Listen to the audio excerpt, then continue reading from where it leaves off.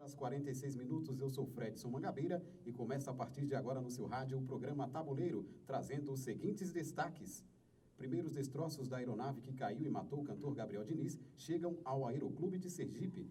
Movimentação na barragem de Barão de Cocais, em Minas Gerais, chega a 26 centímetros por dia e deixa moradores preocupados.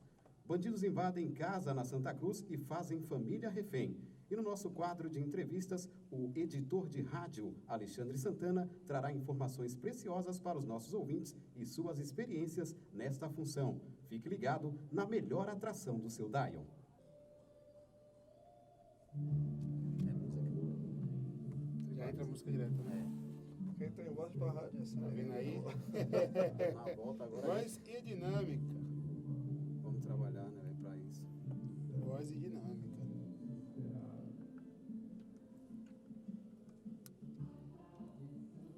Quem é o professor de rádio aqui? Leonardo Campos. Leonardo Campos. Não conheço. É um cara legal, tranquilo. Eu gosto de trabalhar com ele. Vai voltar.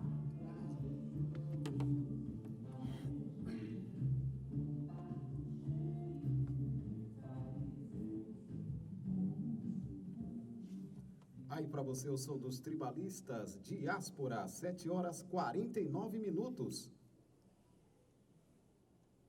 Música, esporte, notícia, entrevista, interatividade. Você conectado com a informação.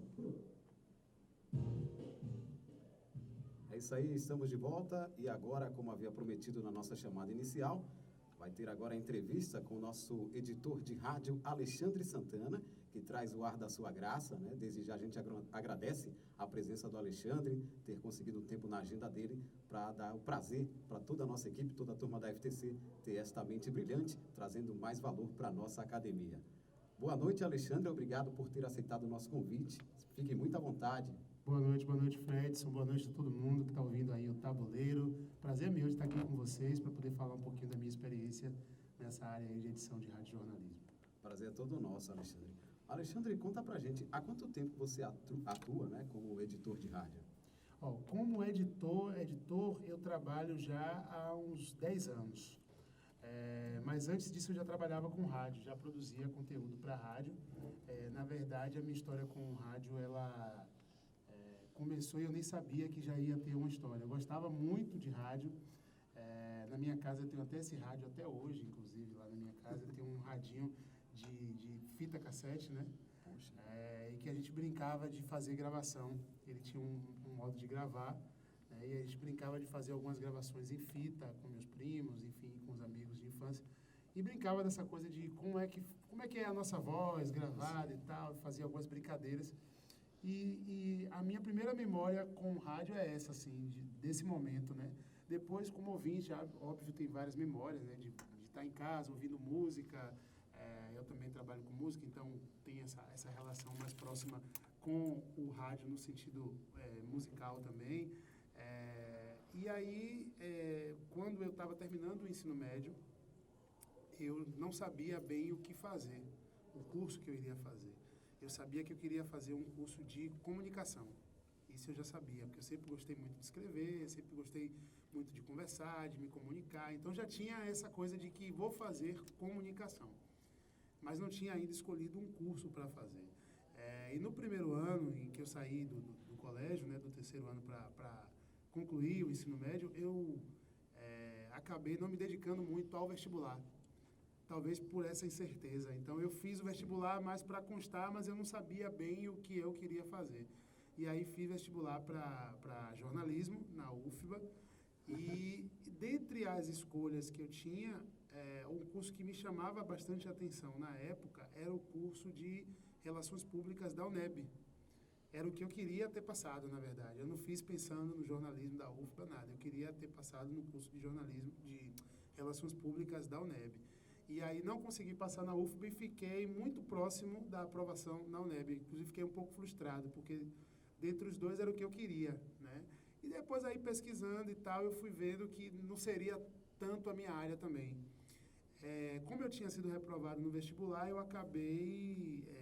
meu pai viu esse curso tem um curso de rádio e TV no Cefet, que hoje é o IFBA, né? É o IFBA agora. E ele disse, tem um curso de rádio e TV que rola lá, chamava curso de radialismo, na verdade. O curso era voltado para rádio. Já que você fez comunicação, o que é que você acha? Dê uma pesquisada e veja aí como é para você fazer e tal. E aí eu fui lá, pesquisei e tal, fiz o processo seletivo, fui aprovado e entrei nesse curso, nesse mesmo período. E aí entrei nesse curso, que não é um curso superior, ele é um curso chamado curso de tecnólogo, né? Tecnólogo. Que é o intermediário entre o técnico e o superior. Isso, aí eu entrei nesse curso na época, e aí quando eu entrei no curso, eu descobri que o curso não era só de rádio, era de rádio e TV. Então foi uma grata surpresa, assim, já nesse sentido, porque era a última turma, acho que foi a minha, inclusive, do curso, depois ele não teve mais continuidade. E nessa última turma, o Cefet já tinha uma estrutura montada na época, uma estrutura muito avançada para a época, com estúdio de TV, estúdio de rádio, toda a estrutura necessária para desenvolver. E aí eu tive a oportunidade de estudar mesmo rádio e TV. E foi um curso bem completo, então eu já estava dentro desse universo aí, isso em 2001, 2002, por aí. E você já atuou em outra área do rádio? E o primeiro dia que eu cheguei para trabalhar lá, me deram um estilete, um tubo de cola e uma resma de papel ofício. E aí disseram, tem uns jornais ali no canto, você vai separar as principais notícias, né? Você vai colar nessas folhas de ofício e vai passar para a locutora no estúdio e ela vai lendo nos boletins. Separe 3 notícias por bloco, vão ser 3 blocos. E se você achar alguma notícia bombástica muito grande, você separa a notícia toda, que ela vai ler toda para dar uma atenção especial. E aí a minha primeira função no rádio foi como Gillette Press. E tem uma curiosidade, nesse primeiro dia eu fiz a maior bobagem assim, do mundo, porque os ouvintes ligavam para a rádio e eu completamente sem entender a dinâmica do fazer mesmo, porque você estudar é uma coisa, mas você fazer, praticar é outra. E aí me disseram assim, olha, quando o ouvinte ligar, a gente segura um pouquinho, me disseram assim, segura um pouquinho, porque a gente vai fazer a abertura do programa, vai falar dos assuntos, vai bater um papo inicial com o entrevistado, e logo depois a gente vai entrar com o ouvinte. Então não bote o ouvinte logo no ar, não. E aí, quando começou o programa, o ouvinte ligou. Eu disse, agora não está na hora de entrar o ouvinte, desliguei. Dicas de experiência no rádio, né? Coitado do ouvinte. Aí a locutora virou para mim e falou assim, você já fez merda, você desligou o telefone, você desfez do ouvinte, isso não pode ser feito. Aí eu, poxa, fiz besteira. Mas enfim, aí fui aprendendo com o tempo. E aí lá eu desenvolvi função, fazia mais a função de produção, né? Era produzir mais entrevistas, né? Contactar entrevistado, fazer toda a sala, preparar o conteúdo sobre o entrevistado, release, essas coisas todas, e fazer também produção de boletim, de conteúdo de nota, né? De notícia mesmo para a produção. E depois fiz locução, fiz todo tipo de função, um pouquinho de cada coisa eu acabei fazendo nessa minha experiência. Ou seja, tem uma vasta experiência no rádio, né? Pena que você não pegou o tempo do Ctrl+C, Ctrl+V, né? Que era só fazer lá no Word e mandar digital para a locutora e estava tudo certo. Agora, Alexandre, me conta uma coisa. Quais os maiores desafios para aprender a atenção dos ouvintes diante de tantos meios de comunicação atualmente, né? Eu acho que para o rádio ele não tem tanto um desafio, ele tem uma vantagem com relação aos outros veículos, e uma vantagem que sempre teve, na verdade. Você ouvindo o rádio, você pode estar fazendo qualquer coisa ao passo que ouve rádio. Então, de fato. Você pode estar dirigindo, que hoje é das formas maiores de audiência do rádio, é no trânsito, né? Você está ali dirigindo e você está ouvindo rádio. Você pode estar fazendo a faxina em casa e estar ouvindo rádio. Você pode estar fazendo uma comida e estar ouvindo rádio. Você pode estar fazendo qualquer coisa e isso não vai tirar a sua atenção. Tem gente que, inclusive, consegue ler e ouvir música ao mesmo tempo. Isso, eu né? consigo. Né? Tem gente que não consegue, mas a boa parte das pessoas consegue ler e ouvir música. São 2 informações ao mesmo tempo. Ou seja, o poder, né, que o rádio tem dessa mobilidade é uma característica própria do veículo, né? Essa forma de você poder fazer as coisas sem precisar parar, porque a televisão você precisa parar diante dela para assistir, né? A imagem requer você precisa, atenção. você requer a sua atenção, você fica estático ali diante dela. Mas o rádio não, você pode ficar à vontade, você pode fazer suas tarefas, você pode estar no trabalho ouvindo uma rádio e absorvendo aquele conteúdo ao mesmo tempo. Então ele tem essa vantagem diante de tantas mídias que a gente tem hoje, assim, dessa possibilidade, né? Principalmente hoje com o acesso via celular, né? Você tem hoje Instagram, Facebook, todas as redes sociais, né? O WhatsApp, que as pessoas se comunicam o dia inteiro, mas você pode fazer tudo isso e estar ouvindo rádio ao mesmo tempo. Aí você vê que tem várias funções no rádio, né? Um dos nossos produtores, o Humberto Pitanga, ele tá aqui tenso, né? Olhando a nossa entrevista, fica aqui fazendo algumas caras e bocas ali, e eu aqui na minha, né? Porque o produtor reclama qualquer coisa, o locutor já fica ligado. Agora, uma coisa, Alexandre, na sua opinião, o que mudou positivamente no rádio desde o início da sua carreira até os dias atuais? O que mudou? Mudou, na verdade, a integração dos meios. Inclusive, ontem eu estava vendo um debate interessante sobre rádio, né? Numa rádio, falando justamente sobre isso. Um ouvinte entrou falando que a rádio transmitia o conteúdo via YouTube, ao vivo. Isso é muito comum hoje, né? Algumas emissoras já estão investindo nisso, outras vão para o Facebook, outras vão para o YouTube, tem vários meios aí de fazer essa interação com o ouvinte e integração com essas mídias. E aí o ouvinte entrou falando que achava isso ruim para o veículo, que será mais uma forma de matar o rádio. Aí o locutor respirou fundo e disse a ele: meu amigo, quando inventaram a televisão, disseram que o rádio ia morrer. O rádio não morreu. Quando chegou a internet, disseram que o rádio ia morrer. O rádio não morreu. Quando chegou a televisão digital, disseram que agora o rádio vai enfraquecer. E o rádio não enfraqueceu. Quando veio a rede social, disseram que agora o rádio realmente vai ficar. E o rádio continua aí, cada vez mais forte. Inclusive, tem pesquisas recentes, pesquisas desse ano, que comprovam que, diante de todo esse universo de fake news que a gente tem hoje aí, eu não sei qual é o instituto, mas é uma pesquisa muito séria que saiu esse ano, eu não me recordo, é uma pena o instituto, mas é uma pesquisa muito séria que comprova que, diante de todas essas fake news que estão por aí, o meio de comunicação que possui mais credibilidade hoje no Brasil é o rádio. Pois é. E aí fica essa turma, né, conspirando, todo mundo querendo ver o fim do rádio. Vida longa ao rádio, né? E aí essa discussão, essa coisa do YouTube, de como vai, não sei o quê. Na verdade, como eu falei, não é um desafio. É mais uma forma de você ter acesso ao rádio. Você pode ou assistir ou ouvir, você escolhe. Você tem mais uma possibilidade, mais um canal, né, de conseguir escutar e saber as coisas através do rádio. E o rádio brilhantemente foi se adaptando a essas plataformas, né? Exatamente. De maneira incrível, uma coisa fora da curva. Talvez o rádio tenha sido o mais, eu diria, criativo na hora de se adaptar. É exatamente nesse ponto que eu queria tocar. É o veículo que você tem mais possibilidades, né, de desenvolver. O rádio sempre foi mais rápido.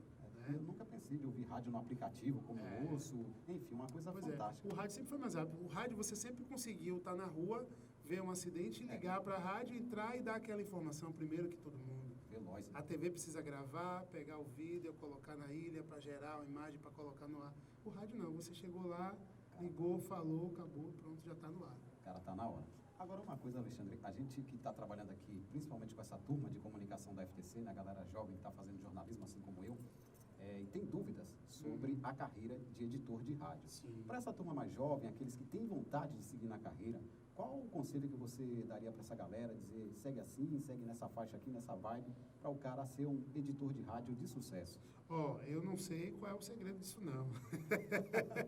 Eu acho assim, eu estava até conversando mais cedo com o Pitanga, que é o produtor de vocês aqui também, sobre essa questão da minha função especificamente, do que eu faço hoje, né? Eu sou editor de rádio e jornalismo, só para ficar claro para quem estiver ouvindo e não entender muito bem, porque existe uma diferença entre editor de áudio e editor de rádio e jornalismo. Eu edito o conteúdo, eu sei também editar um pouco de áudio, mas a minha função real é a edição do conteúdo jornalístico, né? Então, tudo que é produzido dentro do jornalismo, eu sou o cara responsável por construir o texto, pensar a forma como a matéria vai para a rua, o discurso que a gente vai trabalhar, esse tipo de conteúdo. Então, eu trabalho com a informação jornalística mesmo.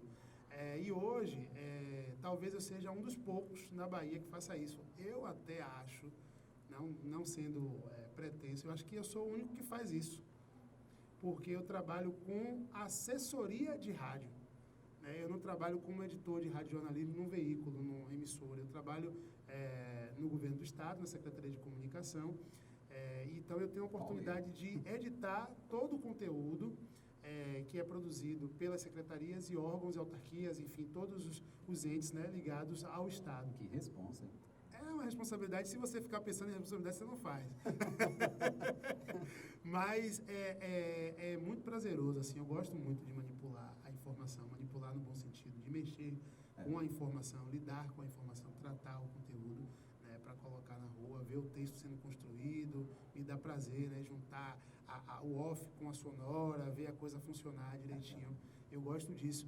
E aí, lá eu consigo ter um tempo para produzir algumas coisas também que talvez eu não teria numa emissora de rádio convencional, né, produzindo conteúdo para o público final de rádio. Só explicando, o que é que a gente faz lá? A gente pega esse material, né, a gente transforma ele em matérias, em notas, em todo tipo de conteúdo para a rádio e a gente envia esse material para as emissoras de rádio. Então, a gente distribui conteúdo. Tem muita matéria minha, dos colegas de lá que foram produzidas, que foram para o ar, que estão na rádio, muito discurso, sonora, coisa que estão aí, que a gente produz e o público nem sabe.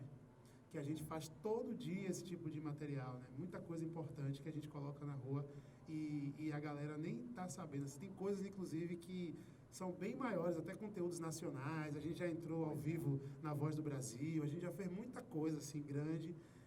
E todo dia a gente está fazendo material lá, colocando o bloco na rua. É aquele cara que tem a precisão cirúrgica, né, na hora de fazer a edição, saber fazer o corte no momento certo, na hora certa, e deixa aquela plástica perfeita no áudio, né? Muita gente que ouve rádio, às vezes tem só a imagem do locutor, né? O cara que está ali no ar, que é o cara que está na ponta. Sim. Mas por trás do trabalho do locutor tem toda uma equipe de edição, produção, né, direção. É uma coisa incrível, uma estrutura maravilhosa, né? A gente tem aqui no programa Tabuleiro mesmo uma equipe enorme de produção, o pessoal trabalha bastante, o pessoal trabalha duro. Então, a galera que se não tivesse essa turma aqui, eu não seria nada sem eles. Sensacional. Agora, essa questão do rádio, todo mundo gosta de rádio, né? Eu acho que todo brasileiro ouve. E eu acho assim, aquele tipo de veículo de comunicação que é muito querido. Na sua opinião, você entende que o rádio ainda é o número 1 no coração dos brasileiros quando se fala em veículos de comunicação? Eu acho que sim por conta da abrangência que ele tem ainda dentro do Brasil, né? O rádio, ele chega a lugares em que nenhum outro veículo chega, né? Tem cidades da Bahia a Bahia, por exemplo, tem 417 municípios. Isso.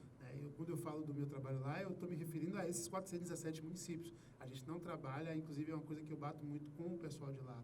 Quando você falar de um bairro, cite que é um bairro de Salvador, cite que é um bairro de Feira de Santana, Exato. cite que é um local, porque você precisa tratar a informação para todo mundo. A gente está falando desde seu Zezinho da esquina para seu João que tem uma mansão em tal lugar. Então, a gente precisa falar para todo mundo de toda a Bahia. Imagina aí, no estado da Bahia é Entendeu? enorme. E sabe? justamente, são 417 municípios. E a gente lá observando, a gente tem um mapeamento de todas as emissoras, enfim, praticamente toda, porque também é muito grande a Bahia, e o que a gente observa é isso, que são 417 municípios e pelo menos uma rádiozinha cada um desses tem, nem que seja aquela rádio que chama LM, né, que é a famosa rádio de poste, que é a linha modular. Sensacional, né?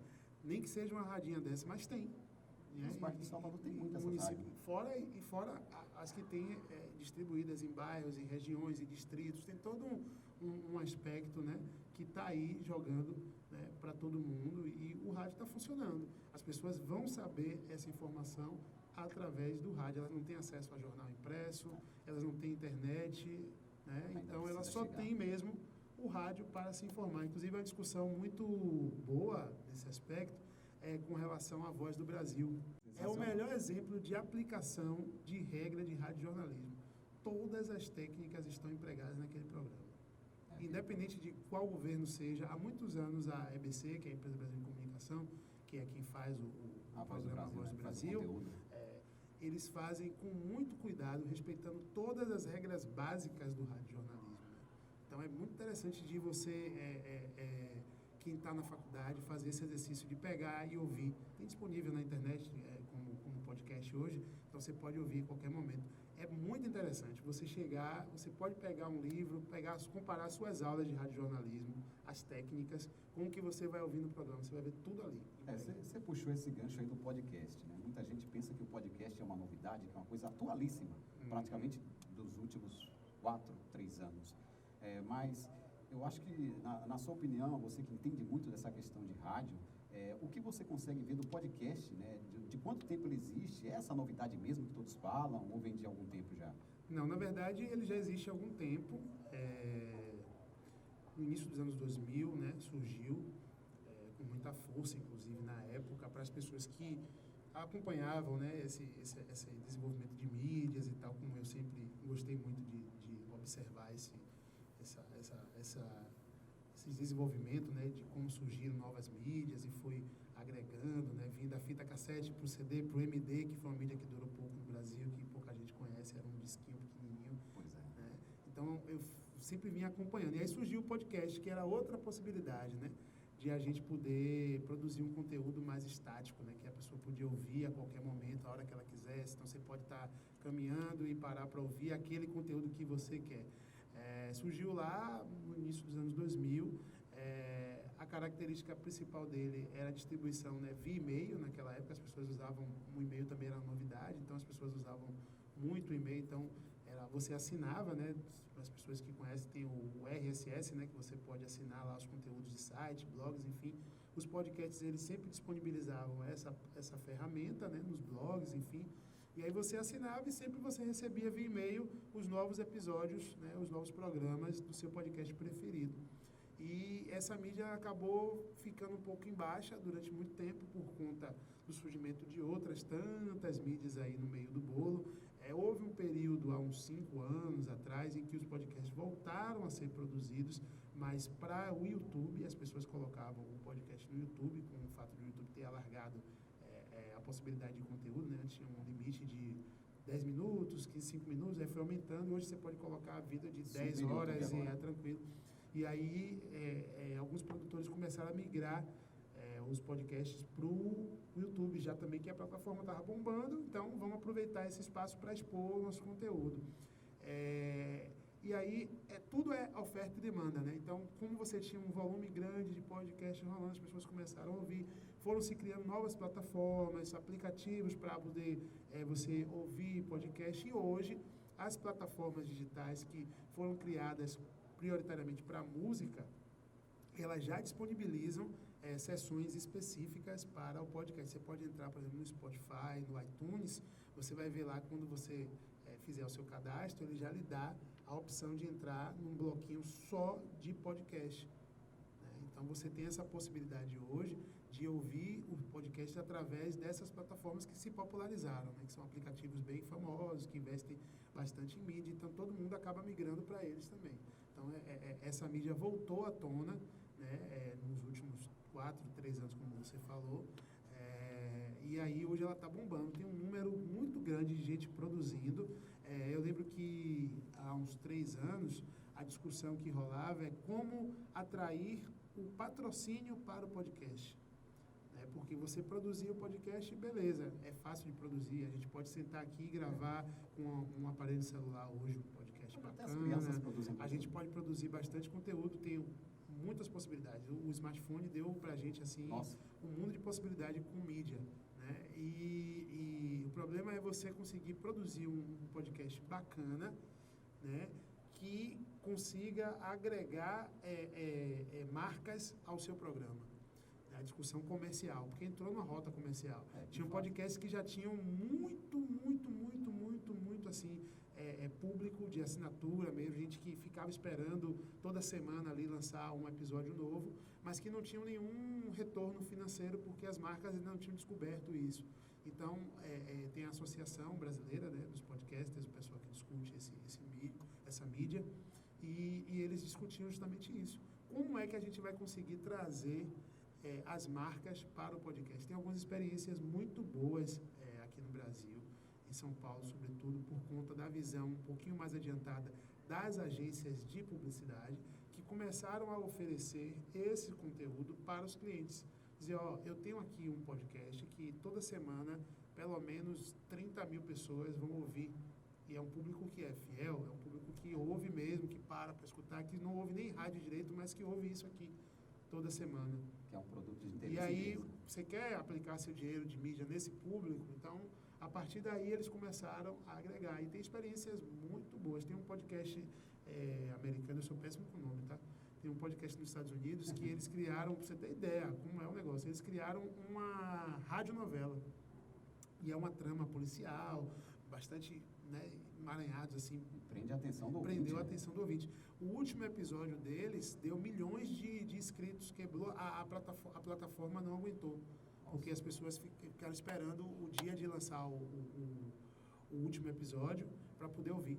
Parecendo Game of Thrones no É um último, negócio, no último episódio. é um né? negócio similar a isso, assim, muito forte, né? E que voltou pra gente aqui. Então, é mais uma mídia, né? Você pode ter conteúdo. Por exemplo, eu ouvi por muito tempo um podcast que me ensinava inglês, por exemplo. Né? Então, você tem volta aí a questão de Roquete Pinto lá, que trouxe a coisa do rádio para o Brasil, que ele usava o rádio para educação, né? O propósito dele era usar o veículo rádio para ensinar coisas às pessoas. Rádio é Então, pra tudo. o podcast também hoje cumpre um pouco dessa função que o rádio comercial deixou um pouco de lado.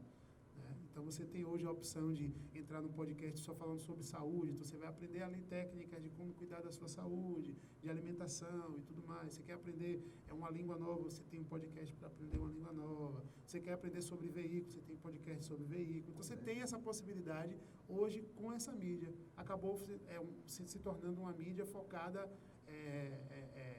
um pouco mais nessa função, que era uma função inicial do rádio. Olha como a coisa acaba chegando junto aí, né? Pois é, a pessoa que não sabia, mesmo não tinha ideia do quanto o podcast tinha se, digamos assim, amplificado as suas possibilidades. Né? Então, agora eu já estou descobrindo essa novidade de todos os estudantes de comunicação aqui da rede FTC também. A entrevista maravilhosa com o nosso glorioso Alexandre Santana, nosso editor de rádio. Mas daqui a pouco a gente volta com o segundo bloco, tocaremos uma melodia ao tempo que o Alexandre e eu e a produção bebemos uma aguinha e a gente volta já já. Fique ligado!